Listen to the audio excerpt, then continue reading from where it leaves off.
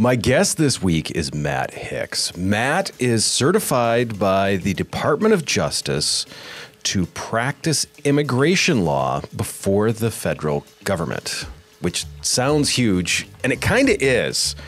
Essentially, Matt does a lot of things to help a lot of people that have a lot to offer, and it's very, very cool. But what does that have to do with the podcast studios? And that is what we're going to answer this week. Stay tuned.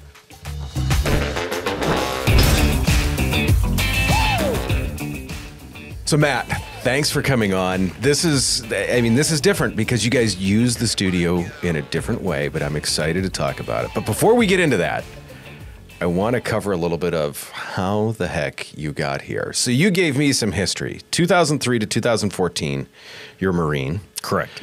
2005 and 6, you were in Iraq, Afghanistan, 2010. You lived and served with 100 plus Afghan police officers. Correct. It's a war, and you're working with the police. What is that like? I mean, I'm assuming that looks very different than it does here. Yeah, for sure. It's the police isn't like what we have here in the U.S. It's just a small militia, really. And the police station that we lived at, it was just a mud hut in the middle of a village. So you lived in the police station? Correct. Yep. It was a mud hut, and we had our own little tent. But yeah, it wasn't a police station like what you think here. It was just really a mud building. Wasn't Brooklyn Nine-Nine or anything like that? No, not at all. No. But there was like 100 people in this area. Yeah, I mean, there would be some that would come and go, and we had 100 on the books. Not necessarily 100 showed up all the time. There'd be phantom people that were on payroll, but yeah. Oh wow! So this is run by who then? Is it run by U.S. government? Was it run by? So from what I understand, it was a mixture of both. We were the training cadre, from the Marines, and then the Afghan government had their oversight or lack of, but yeah, we ultimately had control over them. No kidding. And so as the police, I mean, was it law and order, or was it just keep stuff from hitting the fan? Exactly. Yeah. So it wasn't like we were out there patrolling and taking radar and things like that. It was a small. We would look for bombs and go after terrorists. They were like a small army. It was just a different branch, and they called themselves police just because they were more local. Okay. So this is more military-based than police-based? Correct. Yeah. Okay. Yeah. There has to be some stories, I'm assuming, from that. There are. There's a ton of stories. What's a short good one? A short good one I think you see quite often is, we would do physical fitness with them. Okay. And, but trying to teach somebody how to do a jumping jack. Picture a 3-year-old learning how to do a jumping jack, and that's what you got with all these guys. And it was hilarious. It was comical. And you can't teach them all how to do it. And, in the Marine Corps, we're very structured. Everything's perfect. Right. And then seeing these guys, you couldn't do anything but laugh. It was awesome. It was, yeah. So you can find it was like that across the country. You can find videos of it, but yeah, that was. So jumping jacks are just not in the Afghan repertoire. It definitely is not. No, they did not have that in gym class. No, not at all. Not at all. So then after that, 8 years with a veteran service organization. Correct. Can you say what won and what you did there? I guess I can. Yeah. So it was with the Disabled American Veterans, the DAV. So I started off as a national service officer, and then I got promoted up to the assistant supervisor.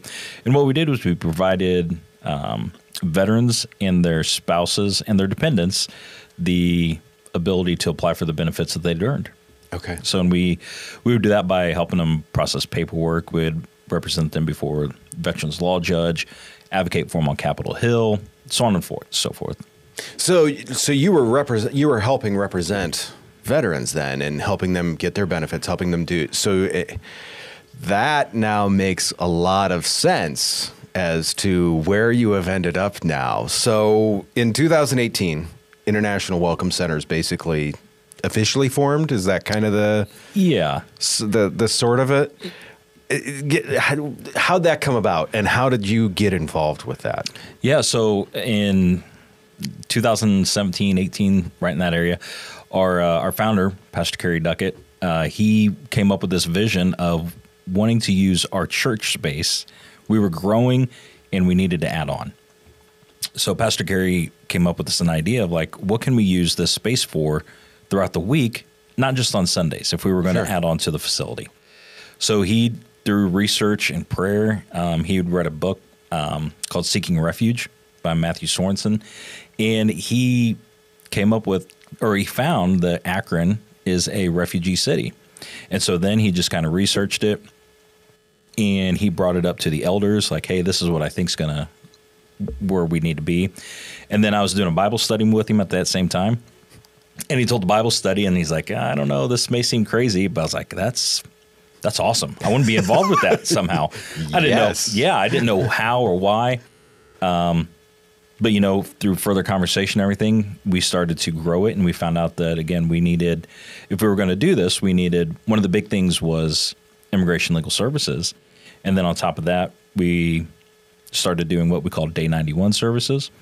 So that was making a house a home, really, teaching people how to drive, which was an experience. Still is an experience.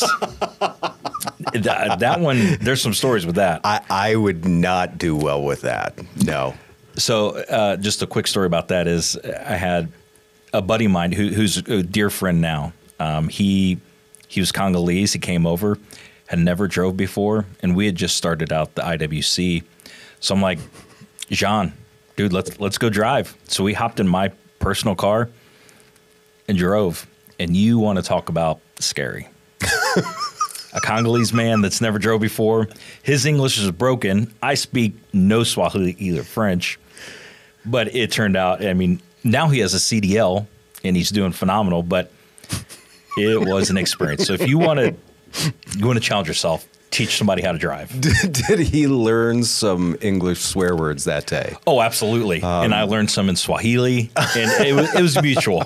It was mutual. That's amazing. So in that, I mean, it makes sense that I'm starting to make the connections here. You go from helping veterans to now you're helping refugees with, and I love the Day 91s, because at 90 days, they kind of just fall off the government calendar. And I get it. They can only provide services out so far. Correct. Yep. So in order to get your certification to practice immigration law, you shadowed an attorney for 2 years.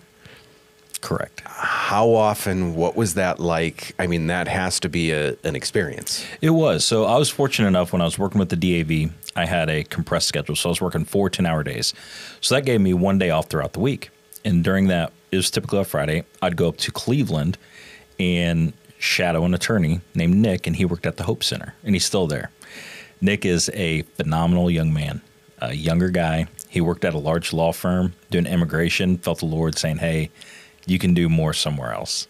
Sure. And so he went there. Before that, I'd send out letters to every immigration attorney in our area, and nobody got back to me except for Nick. So I went up there. I would go up there every Friday. I'd spend the day on Fridays. Sometimes throughout the week, if I had other days off. Sure. And did that for 2 years. Nick showed me the ropes, showed me you can learn anything in a book, but to actually put it into practice is another thing. So I was very fortunate enough to have Nick guide me through that process and show me really what this looks like. Wow. So from there, you had to take a test, I'm assuming. Yeah, so after that, I was working with World Relief. They were kind of like providing more training. Okay. And I went over to Akron, Pennsylvania, where they had an in-person course. It was a week long. And they dove in to immigration law. Like, they have their actual attorneys, and those people are just smart as can be. Like, they know immigration law inside and out, right? Walking law books. Exactly. And here I am. I'm just a jarhead that has no clue. Just been watching an attorney for 2 years. But we went through it all. They were great, gave a ton of information, and we did. We had to they gave us a test at the end. We took it home. It took me probably about 2 weeks to do it. again, I'm not the brightest. I'm not the sharpest tool in the shed. I'm going to say that up front, right? But you know, I was able to sit down and take my time. Like 2 weeks of 8-hour days? No. Okay. So I would do probably about two hours at a time is what I would. That's still a lot of time. It was. And I'm sure if anybody's ever done that course now, they're probably listening and be like, yeah, that guy's a rock. But it helped me, right? Hey, I mean, it has enabled you to get to where you are. Absolutely. And to help the people that you have. Absolutely. So in this, you gave a quote that was the ability to provide legal assistance to refugees, guiding them through the intricate, I can't talk today, and often daunting immigration system is a privilege that extends far beyond the professional realm. It is a chance to bear witness to the remarkable resilience and determination of individuals who endured unimaginable hardships. You can't say that from nowhere. Yeah. A story. There's got to, I mean, I know you've got hundreds of them at least, probably. Yeah. What is one of those stories?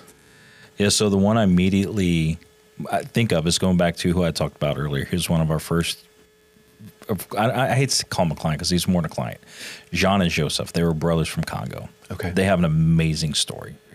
But we helped them from pretty much, they were getting assistance from another resettlement agency, the main one here in Akron, from IIA. But those guys, they're swamped. They got so much to do on their hand. They're doing phenomenal things. Don't get me wrong.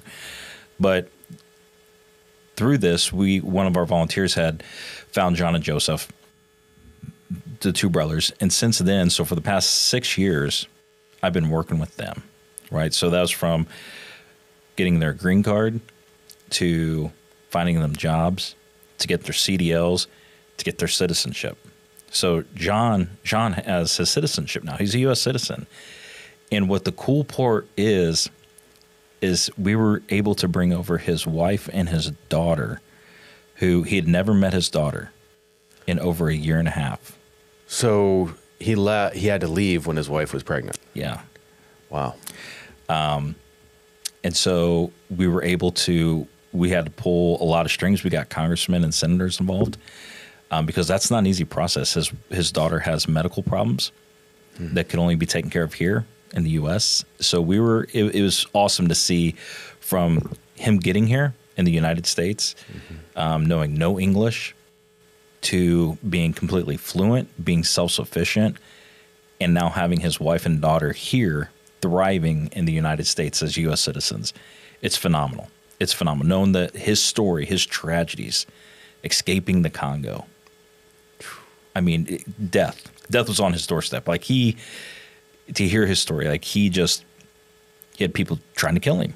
Is really what it was. He escaped in the back of a truck for 3 days, walked across Africa to get to Kenya. Wow. Yeah. So from hearing that, from there to where he is now, that's where the quote, that's what it's all about. And is he the one that has a CDL then? He is. So he's here now as a productive part of society. Absolutely. He's paying his taxes. He's doing all the things that a citizen does, and has just, yes. Yeah. So, I mean, so you said paying taxes. That's one of the big things you have to do in order to become a citizen. Right. They check on that. But yeah, that's exactly what he does. That man busts his butt every day. He's working 12, 15-hour days, making generators. Just a blue-collar guy. But what's interesting and what rings true with me for that is obviously to come from something so bad. I mean, 15-hour days seems pretty easy. Yeah, and you talk to him, and that's really what it is. You know, because he's highly intelligent. Over in Congo, he went to university. He has a degree. But through all that, now he's working 15-hour days, and it's like, yeah. I'm safe. I don't have to worry about somebody trying to kill me. I have my wife and my kids here now. Even before then, he was saving up for them. So for the past 5 years, he was saving up for his family to get here. Wow. So he was able, it was so neat. He was able to save up and buy a car for his wife when she got here. He has his own car. Now, wait, does she drive? We're learning. It's a process. It's a process. It's the same thing. The same thing. Ajusa is, her English is, we're learning. But what's great is now we have Jean helping teach his wife. Okay. So, wonderful. Yeah, so it's kind of come full circle. And plus now he gets to see that frustration and anxiety that I felt with him. He's now getting to do it with his wife. So, but he wasn't married to you, though. That's very true. It's very true. He wasn't coming up with me afterwards. Yeah. No, he didn't. He didn't have to sit down at the dinner table with you. Yeah. That to me is amazing, and the fact that someone like that can come here and be productive, and then help others, and build up the area, to me is just an amazing thing. Part of the way that we met was you guys wanted to record and I love the name you guys gave it. It was The Pursuit of Happiness. It is a PowerPoint on how to become a U.S. citizen. You came in the studio. We recorded it the first time. I saw the same frustration on your face that John probably. Yep. Absolutely. Absolutely. We went through it again. We got it. It worked out really well. To me, that was the really cool thing about it is we then recorded in other languages. You did not do the other languages. Absolutely. We had others. And that is what's really cool about this is that is going to segue into our next guest who's coming on next week. She was one of the ones. So we did what? Ukrainian, Pashto, Swahili, and Spanish. So yes. Those were the other 4 languages that we did. In the studio, sitting on the mic, what did you think? Besides, Yeah. I've never done anything like this before. But again, it goes back to, here we are. We're trying to help these people, right? Trying to help. We're at the human level. These are people. These are just people wanting to get on with their life, right? Yes. They want to be productive members of society.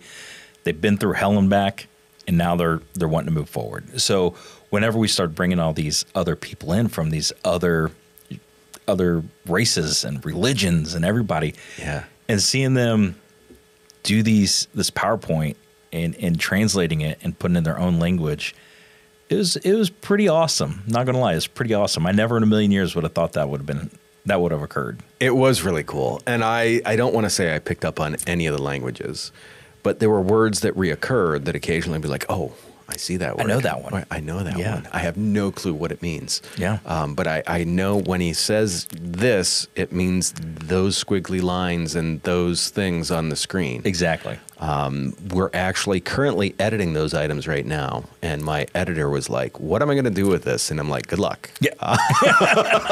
That's what you get paid for. Right. And it's turned out great. Ironically, my editor's grandmother was Ukrainian. Oh. And so he is like, yeah, can you check this out? And she breezed through it and is like, yeah, he nailed it. Awesome. So yeah, that we got one right. So awesome. that we've done so far. With this, we're going to work on another project together, which I'm pretty excited about. We're going to promote the International Welcome Center. Yes. What is your thoughts on in terms of if you had to tell people in one sentence what you guys do, what would that be? I had to add that one sentence stipulation just to make it hard. Yeah, I mean, I don't know if I can do it in one sentence, but I mean, really, we want to help people, refugees and immigrants, come lawfully to pursue happiness and to become citizens and start the life over. Sure. Right. And if we can do that we do that at the human level. I love that. That's our big thing is every single person is a human. Yes. And that's what we very much focus on. I love that. Absolutely love that. So what is the future for International Welcome Center and Matt? What do you see as the next steps? Yeah, so actually we have big plans. We just got approved to become we're affiliate of World Relief. So now we will be bringing in refugees on day one and resettling them. Oh, wow. Yeah, so that's going to be huge for us. So this first fiscal year, we're going to be bringing about 50 individuals, not families, but individuals. And we'll be responsible responsible for settling them on day 91. And then, of course, we're going to still maintain our day 91 services to where we're going to still continue to make those friendships and bonds and continue to serve them as they begin their lives. Wow. First off, congratulations. That's Thanks. awesome. It is. It's life-changing for so many people. It is. It's been a long road, but I tell you what, we have the staff and the team at the IWC is phenomenal. They've been busting their butts. I agree. To get this done. A lot of work on the back end, a lot of education that's had to occur. I'm sure that I mean, just hearing that you shadowed a lawyer for 2 years, that sounds, I mean, educational, mind-numbing, frustrating, and amazing all at once. All those. Absolutely. Absolutely. So my next two questions. Why should people help? And in that, how can they help? Yeah. So the big thing is we have to realize that these refugees that we're assisting, they were invited by the United States to come here. They've been vetted more than anybody else in this country. Wow. That's a big misconception a lot of people think. And they're humans. These people have endured tragedy that we as Americans could never fathom. Because thank God we don't have the same things that they went through here in the U.S. They're humans. They're wanting to start their life over. They just want to come here, raise their family, get a job, pay taxes, and live their life. That's what they want to do. And we want to help them do that. So especially now that we're starting with our day one services, right? When they come over, we're always looking for volunteers. Always. So our community coordinator, Whitney, she is always putting together teams to welcome these families. And if you want to have something that's going to be as rewarding, then I would suggest you volunteer and become a friend to one of these families. Reach out of your comfort zone. You're not going to speak their language. They're not going to speak ours. That's perfectly fine. But you know what? I bring my kids with me whenever I go see a family. And it's the smallest things that bind everybody together. Baby dolls, bicycles, you get that, and there's going to be 5-year-old girls that are going to bond, not being able to talk to either one of them, but you know what? They're going to ride bicycles and play baby dolls. And you see that with adults too. A smile, a thumbs up, it's universal. A hug. Yeah. So if they're wanting to, we're always looking for volunteers. And if you want to be a part of that, I would really encourage you to log on to our website, the iwc.org. And there's a drop-down menu. You can request for information. Sure. And we're always looking, especially with the new families that are getting ready to come. Nice. So a couple of quick questions here, kind of finish out. So when you were a kid, what did you want to be when you grew up? Because I'm willing to bet this wasn't what you thought. No, absolutely not. No. So growing up, always wanted to be a Marine. That was my kidding. Yeah. My grandfather was a Marine. My great-grandfather was a Marine. So I always wanted to do that. Parents didn't want me to do that, so I did. Interesting. Yeah, so I went to college for a year. Yeah. After that, the university and I decided it was best if we split ways. That's polite. Yeah, exactly. Very polite. Yeah. So with a 1.2 GPA, you don't go very far. You know what I'm saying? But then after that, I really wanted to be a Marine and I wanted to be in law enforcement. Those were my two goals. Interesting. So I accomplished both. I was in the Marine Corps and I was an MP in the Marine Corps. Yeah. So really wasn't real law enforcement. But it was close. And it's different. Yeah. So that's what I wanted to do. You said you've been to all 50 states. Which one was your favorite and why? And you can't just be like, it's Ohio is the favorite, because it's got to be one that you've visited. Yeah. So I think there's actually two. Okay. Two that I would love to go back to. One is Maine. Been up there. I love hunting. Okay. But the scenery and the people are awesome up there too. Agreed. And just the outdoors. Loved Maine. Second one would be Colorado, specifically Pueblo. Okay. And the reason being is when I was in the Marine Corps, we were down there for a little bit, and they had the best chilies, Pueblo chilies. Yeah, I'm a big guy. I like food, but yeah, those are my two. I like it. I like it. You mentioned, too, in some pre-questions that I asked you, that you provided security for Marine One. Correct. Which, for those of you that don't know, is the helicopter for the president, correct? Correct. What was your favorite moment from that? So I think so what my job was is being a senior NCO, I was in a suit and tie, so you couldn't tell me from the Secret Service, from anybody else. We looked exactly like them. But getting to be there in an area within arm's distance away from the President of the United States, and getting to be next to the Beast, which is his car, the limo. Yeah. Getting to watch him get on and off the aircraft.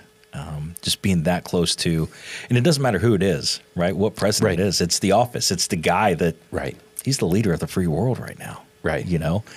And getting to fly on his helicopter too. Like I've sat in the president's seat in the helicopter. Oh, no kidding. Yeah. Is it like a recliner or is it a... You'd be very disappointed by getting in there. It's like a gray, drab interior, and the chair's not really all that comfortable, to be honest with you. It's still military, right? It's absolutely. Yeah. So it's nothing too fancy in there. Don't let me get you wrong, but it was cool getting to actually fly on it. For sure. For sure. Very cool. Well, I really want to thank you for taking the time to come in today. By all means, any of you that are thinking about it, go out, volunteer. I will put the International Welcome Center's website in the show notes. Take care of yourself. Make sure that if you can, take care of someone else. Like I said before, next week's guest is going to be very, very interesting. Make sure you tune in for that, and I will see you guys soon.